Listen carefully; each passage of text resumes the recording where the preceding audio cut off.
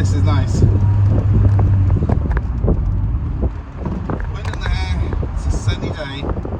I am in a two-seater, mid-engine sports car.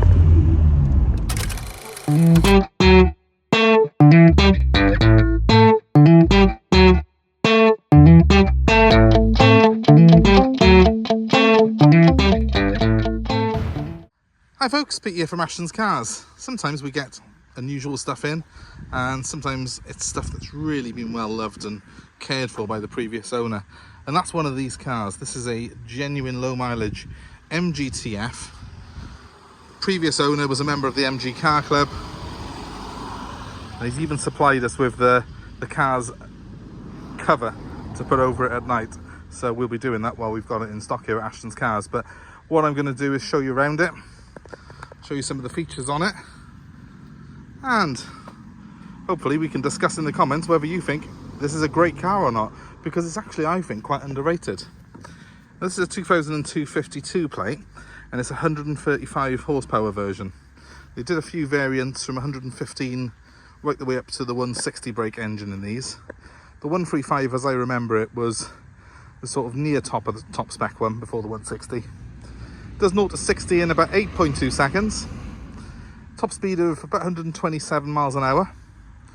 Because this little 135 horsepower car weighs just 1,150 kilos. It's very, very light, especially by modern standards, especially when everyone's driving around in stuff like that. Hybrids and electric cars, which, you know, literally weigh double what this car does. So it's very light, it's very nimble, it's mid-engined. It sounds quite exotic on paper, doesn't it? But obviously it's an MG. They were quite a popular car. There's not as many around now though, and not many in this sort of condition. Now, as always, I will talk you through what to look for if you're buying one of these. And there is one thing that is a major thing you need to look for, and that is the head gasket. You need to make sure that this car has its head gasket has either been changed or that it's absolutely perfect. We've done what's called a sniffer test in the workshops on this particular car before we took it in, just to ensure that there's no signs of any head gasket sort of deterioration on it, and that, you know, it's not a problem waiting to happen down the line. Don't just rely on looking at the oil and the water and saying, oh, that's fine. Don't just rely on saying, oh, it's not overheating, so it must be fine. You need to get a garage to do a sniffer test on these to be absolutely sure, which is what I've done.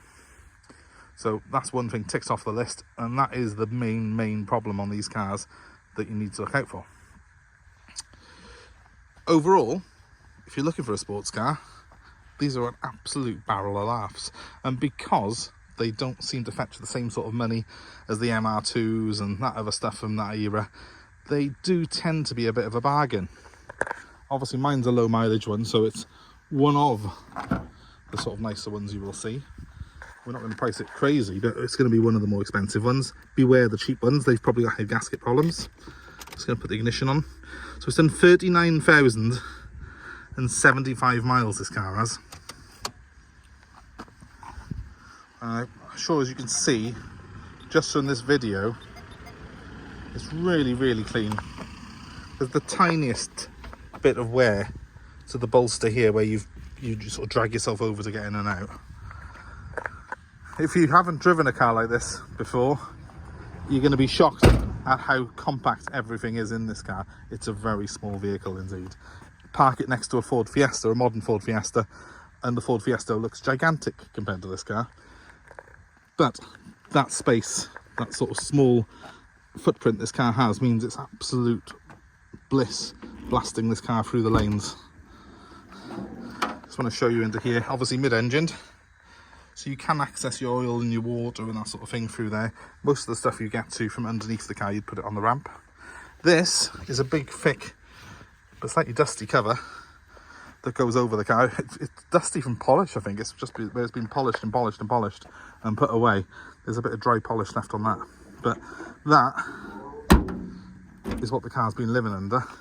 And for that reason, it's pretty much immaculate. Not any rust or anything on it. Wheels are spot on. Just bring you around the front. Look at that. I will do some shots of this with the roof up shortly as well. It's a manual roof on this car. It's very easy to pull it on and off. It takes seconds. But yeah, the tyres have all got good tread on them as well. You see, MG Owners Club, MG Owners Club. You want to buy one of these that's been owned by a bit of an enthusiast like this, because then you know all the jobs will have been done on it properly. I've got a stack of paperwork for this car which I'm going to go through. I'm sure there's been a head gasket done at least once in its life. There always has been. But, you know, I'm not worried about the head gasket now that I've had the sniffer test done, and that's what I would always suggest. Just because someone's done the head gasket, don't take it that it won't go again. Get the checks done properly. Let me just show you under the nose cone, because it's just ridiculously clean, this car is. For a car that we're going to be selling sub £5,000, I don't think I've got anything that compares in terms of the condition. Look at it. Absolutely immaculate. Probably one of the cheapest mid-engine cars you could buy. You probably would get a rough third generation MR2 in the same sort of price range, but you know, arguably this is a better car, really. It's a lot more practical, a car, because those old MR2s that I'm talking about, the third generation, didn't even have a boot. You know, this is a car that's actually got a proper boot. Yeah, it's full of car cover at the minute, but you could go for a weekend away in this. You could properly enjoy it. And it's not that exotic that parts are hard to come by. It's relatively easy, actually, to get parts for this car still. There's a huge backup through the Owners Club from them as well. And generally, you know what? Apart from the obvious head gasket issue that I will keep on bringing up forever on it, apart from that, they don't actually have any massive issues. The gearboxes are pretty strong. I've never known one have any sort of real engine problems apart from the head gasket. As long as you don't go cooking it, it's a good car. And obviously, being mid-engine, like a lot of mid-engine cars, you do need to have it up on a 4-poster ramp to get underneath to the engine. You know, if you're doing work on it, but that's not really too much of an issue. Most garages are going to be able to do that. So a cheap and possible future classic, I would say, for someone.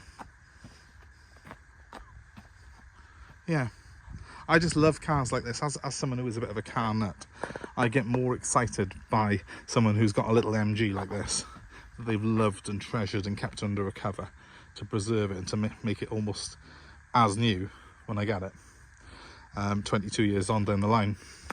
I get more excited by that than I do by seeing the latest hot hatch, which has got 500 horsepower and flames coming out the back of it and whatever else. That's great, that's all very well, but this is really, it's a real pure experience when you drive this car, and it's just nice seeing something that someone's loved this much. And I want to make sure this car does go to a good owner who will continue to look after it, because I think this car really, really deserves that. A little bit of fade on that MG badge there. I'm sure I can probably get a new one of them. I'll have a look into that. Apart from that, you're looking at a pretty immaculate car here, guys.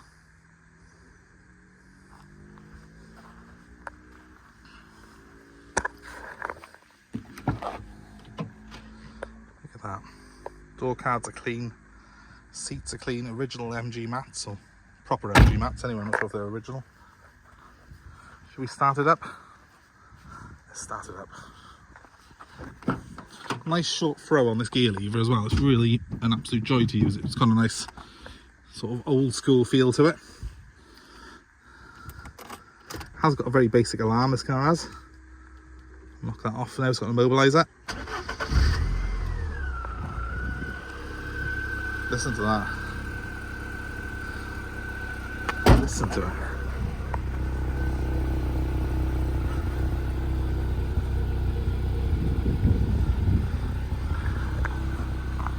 They don't come much better, guys. Don't come much better than this. Give it a very, very quick rev.